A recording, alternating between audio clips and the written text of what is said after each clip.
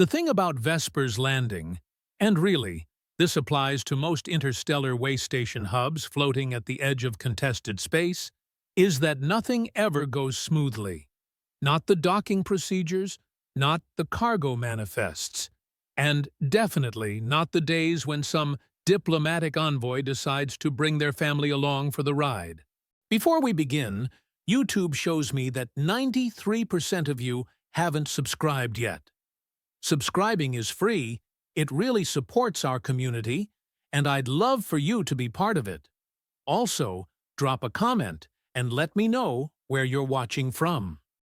Cassidy had been working the docks for 3 months now, which made her practically a veteran by human standards and an absolute infant by everyone else's. She'd learned quickly that keeping your head down, your manifest updated, and your sense of humor intact were the 3 keys to survival out here. The 4th key, which nobody mentioned in the orientation packet, was not panicking when things went sideways. Things were about to go very, very sideways. "Cargo Bay 5, we have a situation," crackled through her comm unit, and Cassidy looked up from the crate of medical supplies she had been scanning. The voice on the other end belonged to one of the Trilaxian dock supervisors, and Trilaxians didn't get excited easily. Their species had approximately 3 emotional settings: mildly concerned, significantly concerned, and already dead. This one sounded significantly concerned. "Define situation," Cassidy replied, already moving toward Bay 5. Around her, the usual organized chaos of the loading docks continued. Servo lifts humming, cargo containers scraping against deck plating, and at least 6 different languages being shouted simultaneously. The universal translator in her ear did its best to keep up, but sometimes it just gave up and fed her a string of angry beeping noises. "Containment failure on the diplomatic transport. Passenger has escaped." Cassidy broke into a jog. "What kind of passenger?" There was a pause that lasted just a hair too long. "Halnith. Juvenile." "Oh, fantastic." The Kalnith were what happened when evolution looked at feline apex predators, gave them 8 feet of height, triple-jointed limbs that could bend in ways that made human spines ache just watching, and enough bite force to crack hull plating. They were also, to be fair, generally reasonable people, which is exactly what you'd expect from a species that had no natural predators and thus no evolutionary pressure to be paranoid. Their children, however, were a different story. Cassidy rounded the corner into Cargo Bay 5 and immediately understood why the Trilaxian supervisor had upgraded to significantly concerned. The bay had cleared out faster than a ship with a hull breach, with workers scrambling up maintenance ladders and diving behind cargo containers like it was a station-wide drill. In the center of the chaos, near a diplomatic transport with its side hatch hanging open at an unfortunate angle, was the cause of all this excitement. The Kalnith cub was, by the standards of its species, absolutely adorable.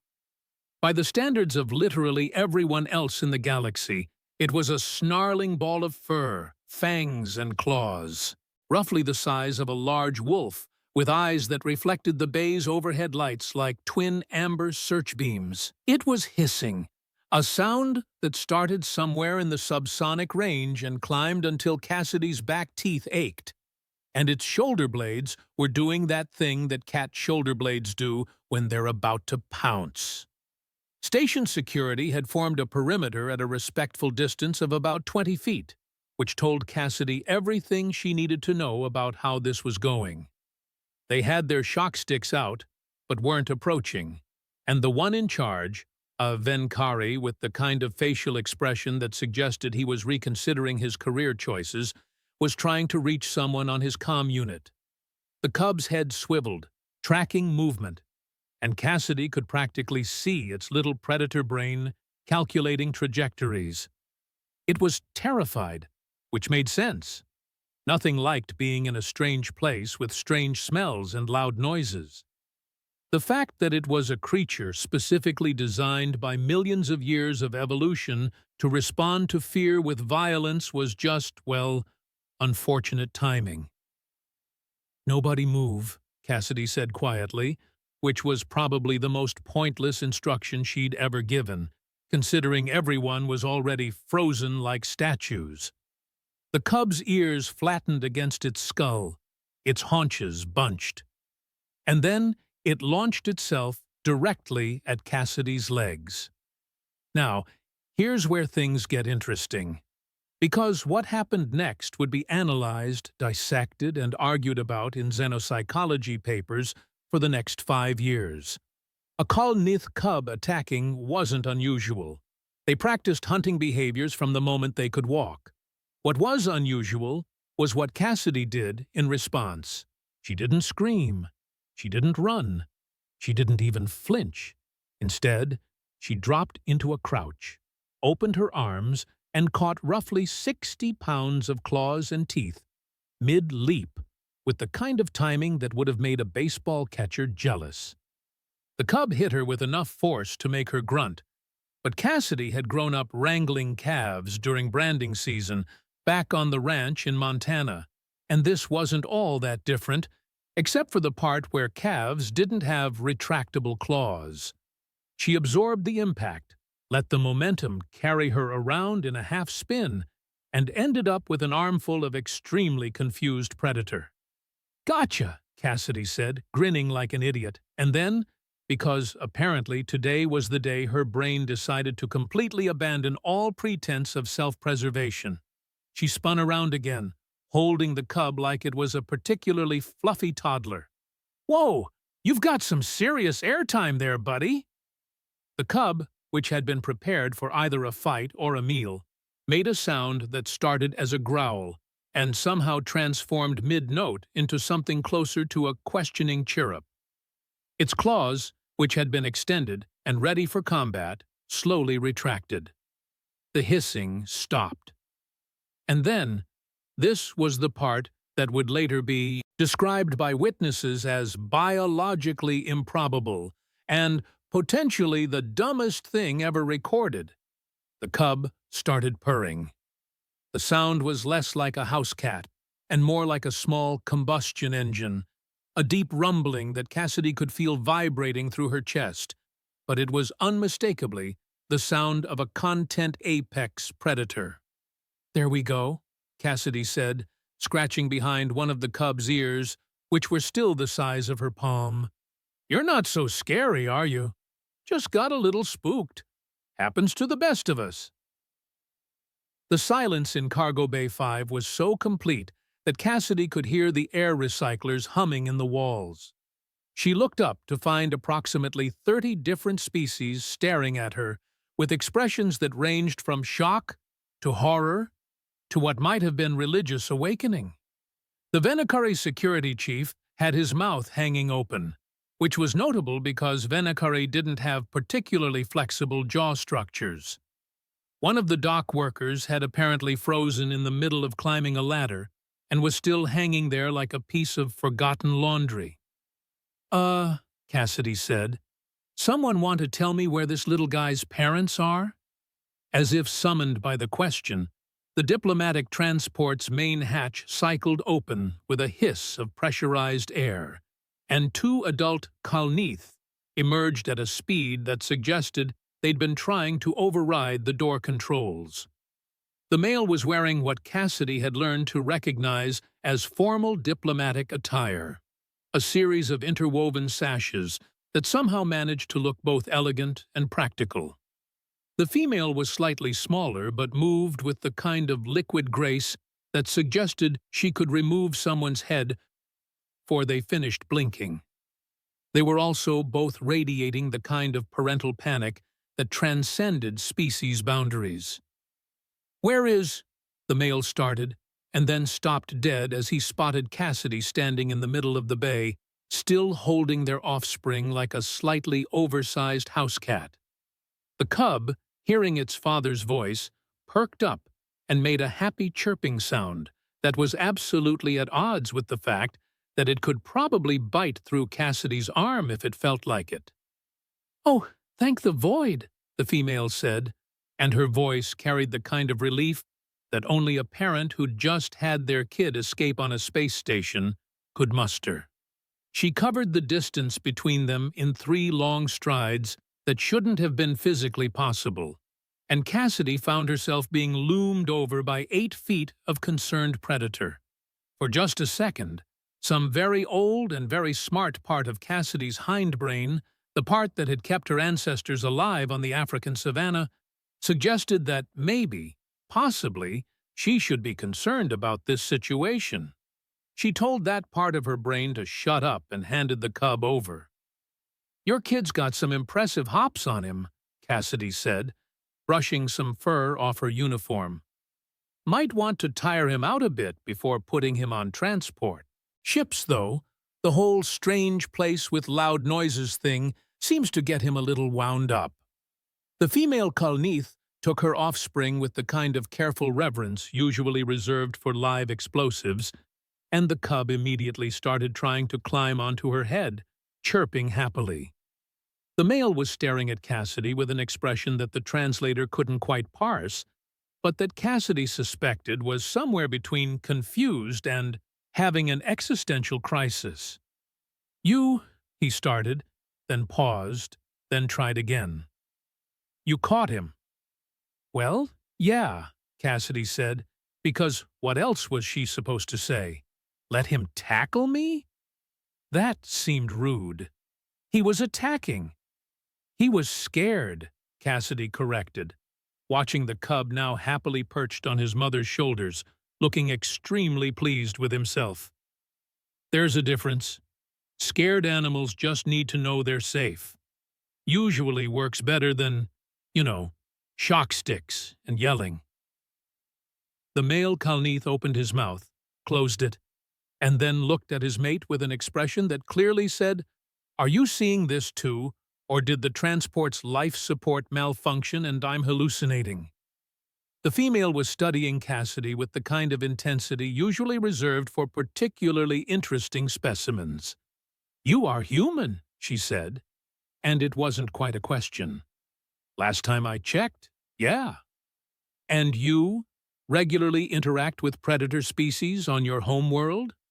Cassidy thought about her childhood spent helping with the ranch, about the time she'd volunteered at the Wildlife Rehabilitation Center during college, about the distinctly memorable summer she'd spent working at a big cat sanctuary that probably violated at least 6 safety regulations.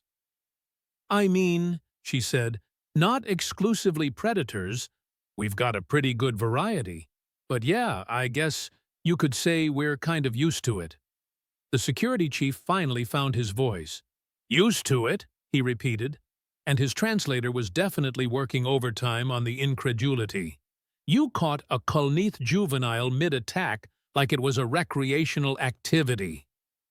"Well, when you put it that way, it sounds way more dramatic than it was," Cassidy said. "He's just a kid. Kids do dumb stuff when they're scared. That's pretty much universal, right?" The male Kalneath made a sound that was somewhere between a laugh and a cough. "I am Ambassador Nalquin," he said, apparently deciding that formal introductions were necessary at this point. "This is my mate, consort Wendy, and our son, who just attempted to maul you, is apparently now attempting to groom his mother's head fur." Cassidy looked, and, sure enough, the cub was industriously licking the top of Wendy's head with a tongue that looked like it could sand metal. "He's a cutie," she said, and meant it. "What's his name?" There was another one of those pauses that suggested Cassidy had just said something either incredibly profound or incredibly stupid, and the jury was still out on which. "He does not yet have a formal designation," Nalquin said carefully. "Kalneath young receive their names after their first successful hunt." "Huh, that's actually pretty cool," Cassidy said. "Well, until then, maybe keep a better eye on your hatch mechanisms. The automatic locks on these diplomatic transports can be finicky if the pressure seals aren't calibrated right. She turned to head back to her actual job. The medical supplies weren't going to manifest themselves, but Wendy's voice stopped her. Human Cassidy. Cassidy turned back. Just Cassidy's fine. You were not afraid. It was a statement, not a question. But Cassidy heard the real question underneath it. Sure I was, Cassidy said honestly. Fear's not the problem. It's what you do with it that matters. She grinned. Plus, I've been scratched by barn cats that were meaner than your little guy there. He's all bluster. The cub, as if understanding that his reputation was being maligned, puffed up and tried to look threatening while still clinging to his mother's head. The effect was somewhat undermined by the fact that his tongue was still sticking out. Cassidy laughed, waved, and headed back toward her cargo manifest, leaving behind a cargo bay full of stunned aliens and one very confused diplomatic family. It would be another 20 minutes before someone thought to check the security footage.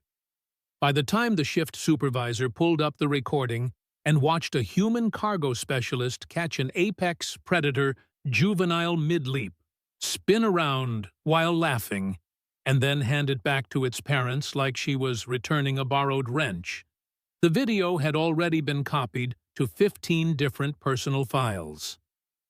By the end of the hour, it had spread to 3 different departments. By the end of the day, it had been uploaded to the station's public network. And by the end of the week, Cassidy was going to discover that sometimes the most dangerous thing you can do in the galaxy isn't fighting monsters. It's treating them like they're not monsters at all. The video hit the galactic network like a meteor strike. Within 6 hours, Cassidy's impromptu wildlife handling demonstration had been viewed approximately 3 million times across 18 different species communication platforms. Within 12 hours, that number had quadrupled. By the time Cassidy finished her shift and stumbled back to her quarters, she had 86 messages waiting on her personal comm unit and absolutely no idea why. What the hell? She muttered, scrolling through requests for interviews, commentary from xenobiologists she'd never heard of, and at least a dozen messages that the translator was marking as cultural context unclear, possibly marriage proposals. The next morning, she found out exactly what had happened when she walked into the dock supervisor's office for her usual shift briefing and found herself facing not her supervisor, but the station's media liaison officer, a Trilaxian named Vexel, who looked like he hadn't slept in approximately 20 hours. "You're famous," he said without preamble. "I'm what now?" Vexel pulled up a holographic display, and there it was. Cassidy, frozen mid-spin, holding what the caption described as a juvenile Kalnith apex predator, like she was dancing with a particularly enthusiastic partner. The view counter at the bottom was climbing so fast the numbers were blurring. "Oh," Cassidy said. "Oh no." "Oh yes," Vexel replied. "The Kalnith Embassy has received 300 requests for comment.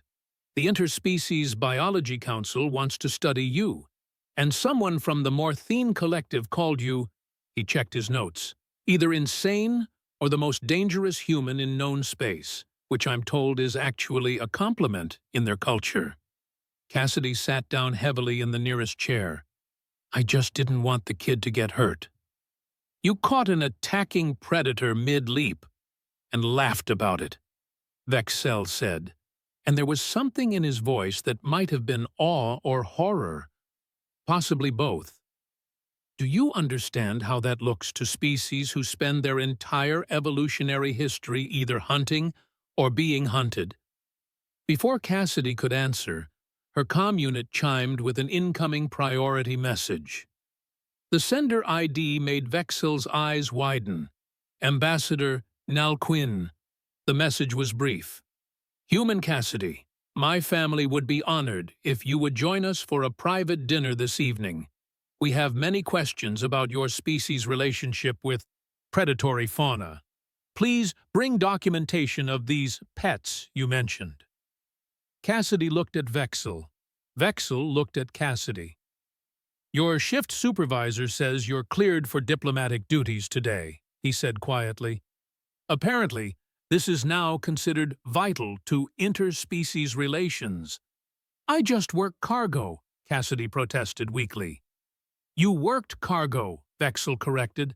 Now you're apparently humanity's ambassador to every species that has teeth. 6 hours later, Cassidy found herself in the station's diplomatic quarter, wearing the nicest clothes she owned, which wasn't saying much, and carrying a data pad loaded with pictures from home. Pictures of her family's ranch, of the barn cats that ruled the property with iron paws, of the time her brother had bottle-fed an orphaned fox kit, and pictures, God's help her, of the summer she'd worked at that big cat sanctuary. Ambassador Nalquin opened the door personally, and behind him, Cassidy could see a dining room that had been set for what looked like a dozen guests. "Welcome," Nalquin said. "I should warn you, word spread quickly about our invitation. Several other ambassadors requested to attend." He paused. "I believe the phrase your species uses is, 'This might be a long night.'"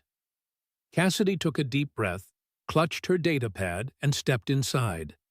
She had no idea that by the end of the evening, she'd have accidentally started 3 diplomatic incidents, impressed 2 warrior cultures, and somehow ended up agreeing to go hunting.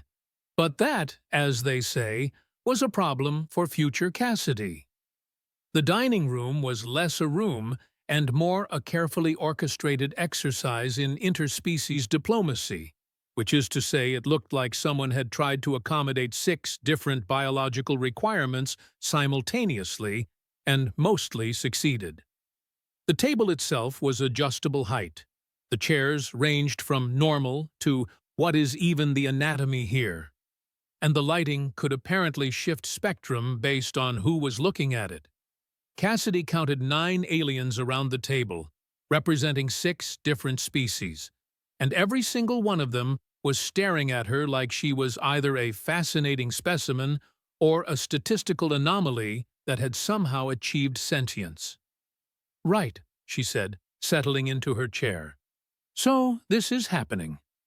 Ambassador Nalquin, seated at the head of the table with Wendy beside him, and their cub currently napping in what looked like a very expensive diplomatic bassinet, gestured to the assembled guests.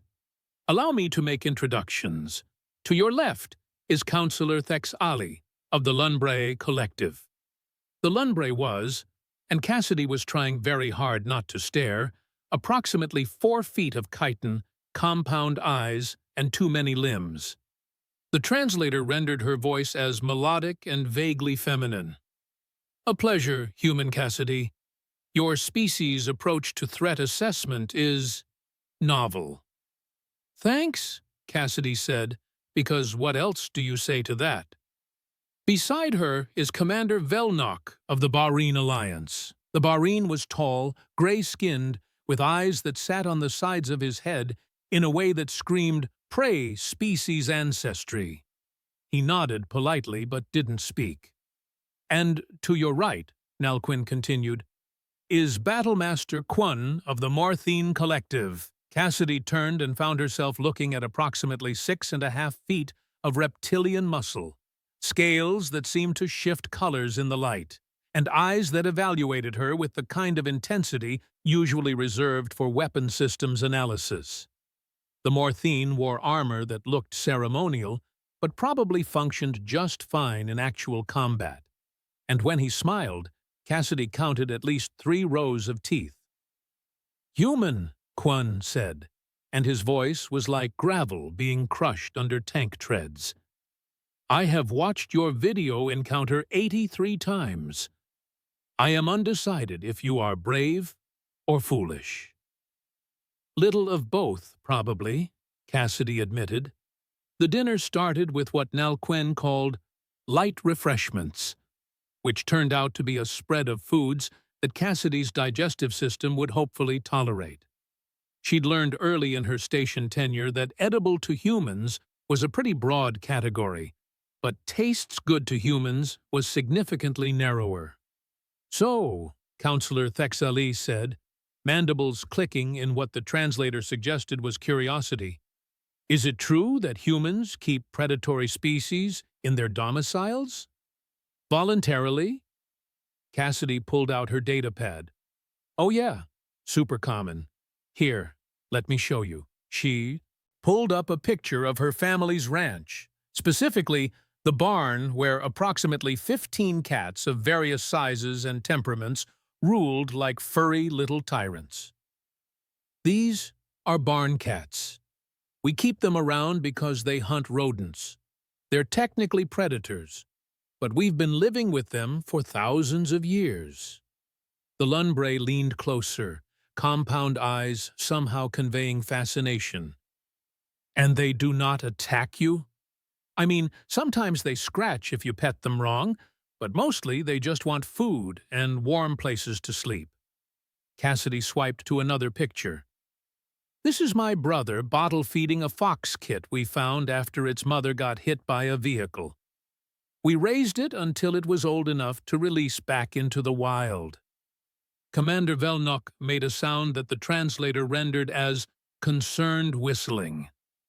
You took a predator offspring into your dwelling and nurtured it. Well, yeah, it was a baby. What were we supposed to do? Let it starve? The silence that followed suggested that, yes, actually, that was exactly what most species would have done. Fascinating, Counselor Thex Ali said quietly. The Lunbray maintain strict pest elimination protocols. The concept of preserving a potential threat is foreign to us. Cassidy scrolled through more pictures.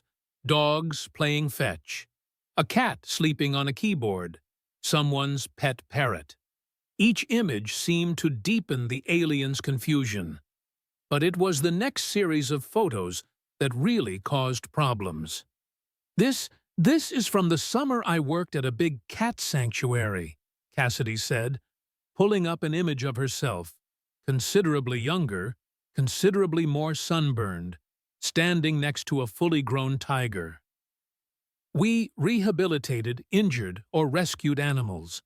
This guy had been kept illegally as a pet and needed socialization before we could— Stop, Battlemaster Quoon said, and his voice carried enough command weight that Cassidy actually froze mid-swipe.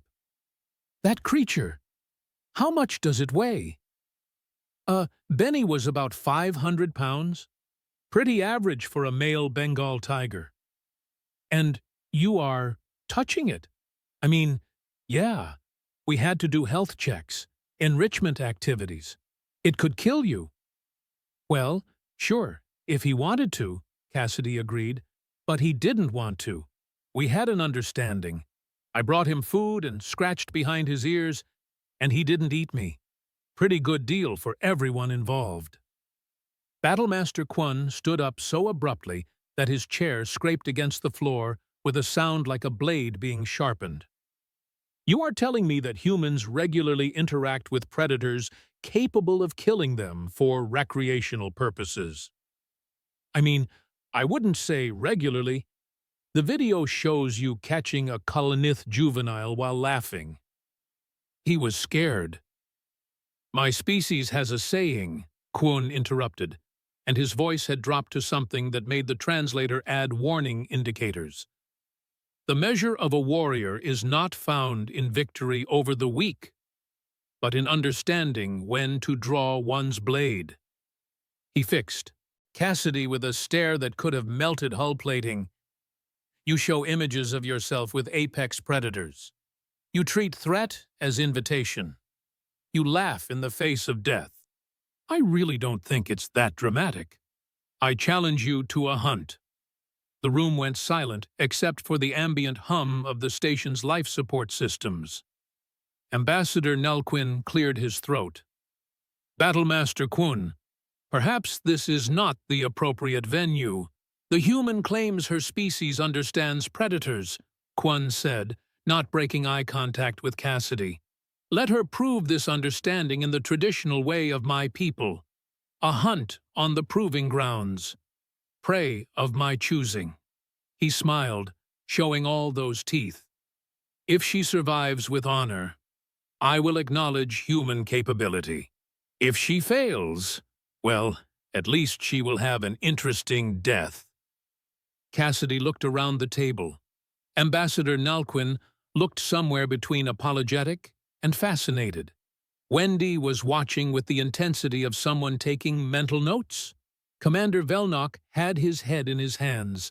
Counselor Thexali's antennae were vibrating in what might have been excitement. Just to clarify, Cassidy said slowly, you want me to go hunting with you because I showed you pictures of my summer job. I want to see if humans are truly fearless or merely ignorant of their own mortality. Pretty sure it's the second one, but okay. You accept? Cassidy thought about her shift supervisor, who was going to have an aneurysm. She thought about her mother, who had always said Cassidy's curiosity would get her killed someday. She thought about the fact that she had absolutely no combat training, no hunting experience beyond helping her dad track an injured deer one winter, and no idea what she was getting into. Sure, she said. Why not? Not like I had plans this weekend anyway. Battlemaster Kwon's smile widened. Excellent. We hunt in 3 days. The prey is a void stalker, 12 feet, optical camouflage, ambush predator. It has killed 2 Morthene warriors in training hunts. He paused. They survived, but barely. Cool, Cassidy said, wondering if the station had any sort of insurance policy for this kind of thing. Do I need to bring anything, or bring whatever tools you believe will aid you? I will bring my honor guard. The hunt begins at dawn, station time. After the dinner finally ended, and Cassidy had accidentally started 2 more diplomatic incidents by showing a video of someone's pet snake and explaining the concept of dog parks, she stumbled back toward her quarters in a daze. Her comm unit buzzed. The caller ID showed Lieutenant Bo, the only other human currently stationed on Vesper's Landing, and one of the navigation officers she occasionally grabbed coffee with. Please tell me you didn't just agree to go hunting with a Morthene battlemaster, Bo said the moment she answered. How did you already know about that? Cassidy, everyone knows about that. It's been on the station news feed for the last 20 minutes. They're calling it the human trial and setting up betting pools. Fantastic. What were you thinking? Cassidy laughed, and it sounded slightly unhinged even to her own ears. Honestly, Bo, I have no idea. But I caught a baby predator while everyone else was panicking, and somehow that turned into the intergalactic fame. So at this point, I'm just rolling with it. You're going to get yourself killed. Probably not. The Morthene guy said the other warriors survived. Barely, Cassidy. He said they survived barely. I'll figure something out. I always do. You've been in space for 3 months, and I've been dealing with ornery animals my whole life. How different can it be? Bo's sigh was long-suffering and deeply familiar. It was the same sigh Cassidy had been hearing from people her entire life, usually right before she did something inadvisable and somehow got away with it. Fine, I'll help you prepare. But for the record, this is the dumbest thing I've ever seen someone agree to. And I once watched a maintenance worker try to fix a plasma conduit with his bare hands. Did he survive? That's not the point. 3 days later, Cassidy stood at the shuttle bay, wearing borrowed field gear that almost fit, carrying a pack full of supplies that Bo had insisted she bring, and facing down a hunting party that included Battlemaster Kwon and 2 of his warrior caste. The Morthene looked at her like they were already composing her eulogy. Cassidy looked at the shuttle that would take them to the hunting moon and thought about Benny the tiger, about catching scared barn cats, about every animal she'd ever worked with that everyone said was too dangerous to approach. "Right," she said. "Let's go not die, I guess." The shuttle doors closed behind them, and Vesper's Landing began taking bets on whether she'd last more than an hour. The hunting moon was exactly the kind of place that made Cassidy wonder why intelligent species kept insisting on proving themselves in the most dangerous environments possible. Dense jungle. Check. Low gravity that made every step feel slightly wrong. Check. Bioluminescent flora that looked beautiful and probably wanted to digest you. Check. Also, something was watching them from the trees, and Cassidy was pretty sure it wasn't friendly. "The Void Stalker was released 6 hours ago," Battlemaster Quinn announced, his voice carrying easily in the humid air. "It will have established territory by now. The hunt begins." He looked at his 2 warriors, both of whom looked like they could bench press a cargo container, and then at Cassidy. "Do not stray far from the group, human. I would prefer you survive long enough to demonstrate your species' alleged capabilities." "Appreciate the vote of confidence," Cassidy muttered, adjusting her pack. Bo had loaded it with everything from emergency rations to a basic med kit to something he'd called a personal shield generator that Cassidy wasn't entirely sure how to operate. She also had a knife, a scanner that supposedly detected movement, and a growing sense that this had been a terrible idea. The Morthine moved through the jungle like they were born to it, which they probably were. Their honor demanded they hunt with traditional weapons, blades mostly, though one warrior carried something that looked like a spear made of metal that definitely wasn't native to any planet Cassidy knew. They moved loud, aggressive, announcing their presence like a challenge. Cassidy, meanwhile, was trying to remember everything her father had taught her about tracking. Watch the ground for signs of passage.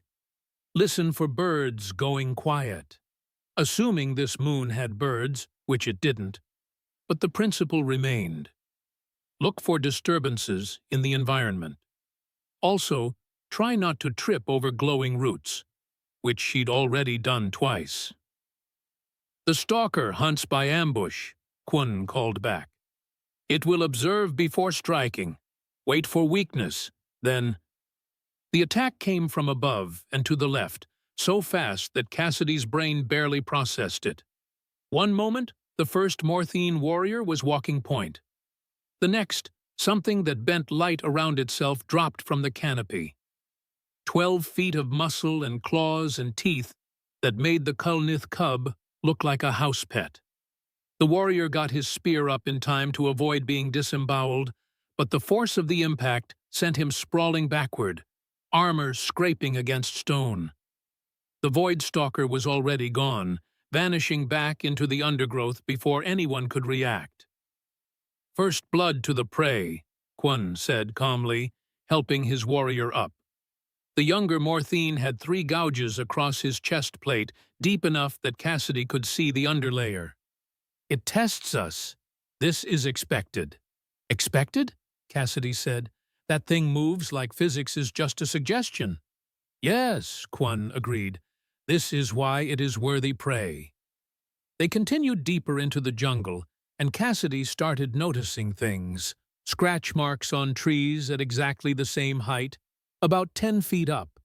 Disturbed vegetation in a pattern that suggested regular passage. And, this was interesting, what looked like territorial marking. The same kind of behavior she'd seen in big cats back home. "Question," Cassidy said. "How often do these hunts happen on this moon?" "Monthly," Quinn replied. "It is our proving ground. Young warriors face the stalker to earn their place in the warrior caste." "And how often do stalkers breed?" Quinn stopped walking. Slowly, he turned to look at her. What? Breeding cycles. When do they reproduce? Because those marks on the trees look territorial, and that's usually either about food sources or…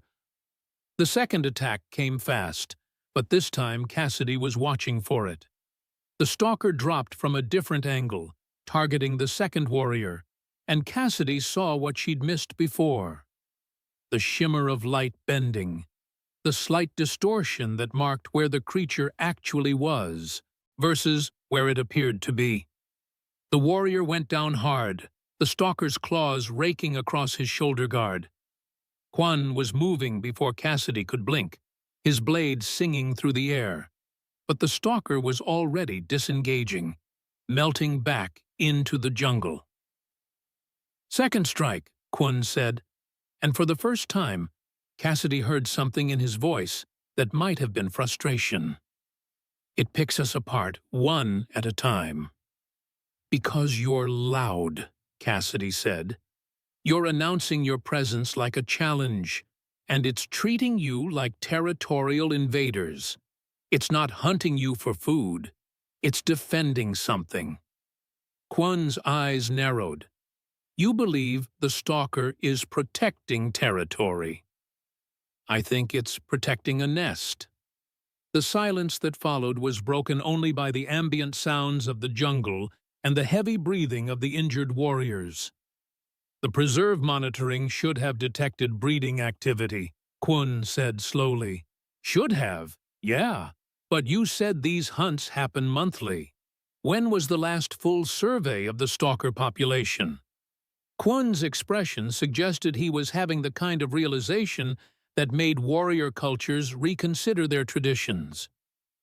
"6 months ago." "Right. So here's a theory. What if Mama Stalker is less interested in being worthy prey and more interested in keeping a bunch of armed warriors away from her babies?" "The Morthine do not harm offspring," Quan said, and his voice carried genuine offense. "That would be… She doesn't know that," Cassidy interrupted. "She just knows big, scary things keep showing up in her territory once a month. From her perspective, you're the threat." One of the injured warriors made a sound that the translator rendered as a pained laugh. "The human suggests we have been harassing a mother."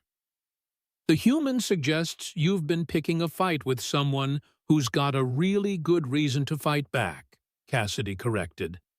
"And if I'm right, the nest is going to be somewhere central to all those territorial markings, somewhere defensible, probably elevated, definitely within striking distance of all your approach vectors." Quan studied her for a long moment. "You wish to find the nest." "I wish to confirm that I'm right, and that you've been accidentally running the galaxy's worst neighborhood watch program on a protective parent."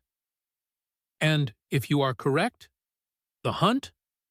"The hunt," Cassidy said firmly, "ends. Because I'm not here to prove I can kill something. I'm here to prove that humans understand predators, and understanding predators means knowing when they're not actually the threat." Quan's smile was slow and showed every one of his teeth. "You would deny me my prey." "I'm saying your prey is just trying to raise her kids in peace, and maybe we should respect that instead of treating her home like a combat arena." The battlemaster looked at his injured warriors, then at the jungle, then back at Cassidy. "Show me," he said finally. "Show me this nest. Prove your theory. And if you are wrong…" "If I'm wrong, the stalker probably eats me, and you get to say you were right about humans being foolish," Cassidy said. "Win-win, really." Finding the nest took 2 hours of careful tracking, following the pattern of territorial marks, watching for the subtle signs of repeated passage through the undergrowth. The Morthine followed silently now, weapons sheathed, moving with the kind of cautious respect usually reserved for approaching a temple. When they found it, Nestled in a rocky outcropping about 15 feet up and surrounded by dense vegetation, Cassidy felt a surge of vindication followed immediately by terror.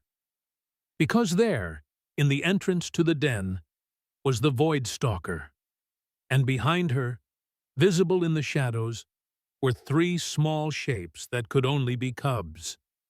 The stalker's camouflage flickered and failed, and Cassidy got her first good look at the creature. 12 feet of apex predator, yes, but also exhausted. Scarred. One of her paws was favoring weight off an old injury. She was defending her nest against monthly incursions while trying to raise offspring, and she looked like she was about 2 missed meals away from collapse. "Oh," Kwon said softly. "Oh, we have been unforgivably blind." Cassidy slowly, carefully, lowered herself to the ground in a non-threatening crouch. The stalker's attention snapped to her immediately, a low, warning growl vibrating through the air. "Hey there," Cassidy said quietly, keeping her voice calm and even. "Sorry about all the noise. We're not here to hurt your babies. Promise." The stalker's lips pulled back, revealing teeth that could absolutely follow through on the threat they implied.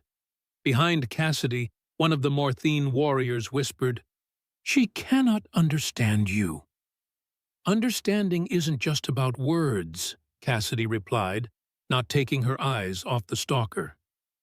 "It's about body language, intent, and right now, I need her to understand that I'm not a threat." She slowly reached into her pack. The stalker tensed, ready to launch, and pulled out one of the emergency ration bars.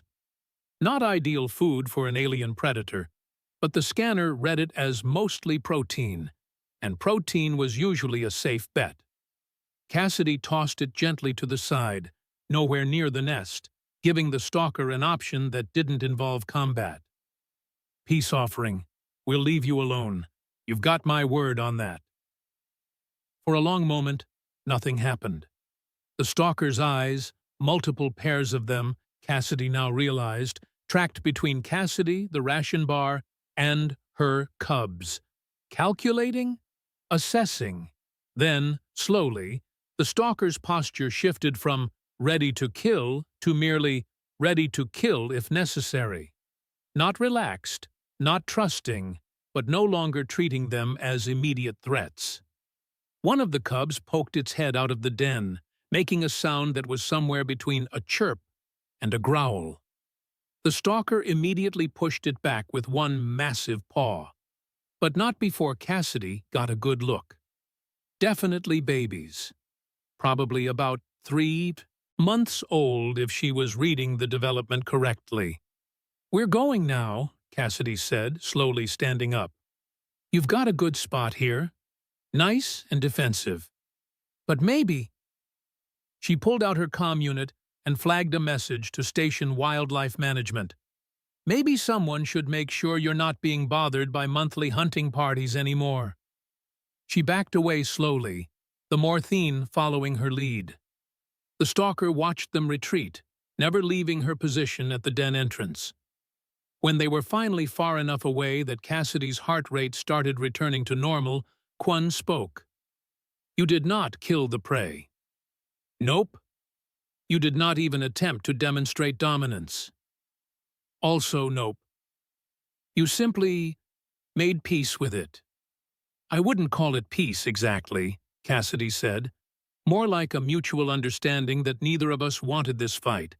She's just trying to raise her kids. Why would I mess with that?" Kwon was quiet for a long moment. Then, "My people have held these hunts for 15 generations. We considered them sacred tests of worthiness. And in one afternoon, a human cargo specialist has shown us that we were simply harassing an exhausted mother." "To be fair, you didn't know," Cassidy offered. "That is precisely the point," Kwon said. "We assumed. We saw a predator and called it prey. We never questioned whether the hunt itself was honorable." He stopped walking and faced Cassidy directly. "You have taught me something today that no warrior in my bloodline has understood. True strength is not in the kill. It is in knowing when the kill serves no purpose." "I mean, I just didn't want to fight an angry mom defending her babies," Cassidy said. "That's a losing proposition, no matter who you are." When they returned to Vesper's Landing 6 hours later, Cassidy was exhausted, covered in luminescent plant residue that was probably going to stain, and definitely going to need about 12 hours of sleep. She was also, according to the crowd waiting at the shuttle bay, a legend. Ambassador Nalquin was there, with Wendy and their cub, who took one look at Cassidy and made excited chirping noises. Counselor Thex Ali was there, along with at least 30 other aliens representing species Cassidy didn't even recognize. The station's media liaison looked like he might actually cry from relief. And Battlemaster Quan, standing before the assembled crowd, made a formal declaration in his native language that the translator rendered as, "Let it be known across all Morthene space that the human Cassidy has taught us the meaning of true honor. She faced our worthiest prey not with blade, but with understanding. She ended the hunt not with death, but with wisdom. She is hereby declared a friend of the collective, and any who insult her honor insults ours." "Cool," Cassidy said weakly. "Can I go sleep now?" The next morning, she woke to 83 new messages, 5 formal dinner invitations, and a notification that the station had established new wildlife preserve protocols requiring regular breeding surveys. There was also a message from the Kolnith Embassy. "Our son has requested that his formal name be Catching Flight with Laughter in honor of your kindness. We hope this meets with your approval." And from Battlemaster Quan, "The Voidstalker and her offspring have been relocated to a protected sanctuary. Her injured paw has been treated. She attacked the medical team 4 times before allowing treatment. I believe she would like you." Cassidy laughed, which turned into a yawn, which turned into falling back asleep for another 6 hours. When she finally returned to her normal cargo duties 3 days later, she discovered that someone had installed a small plaque on her workstation.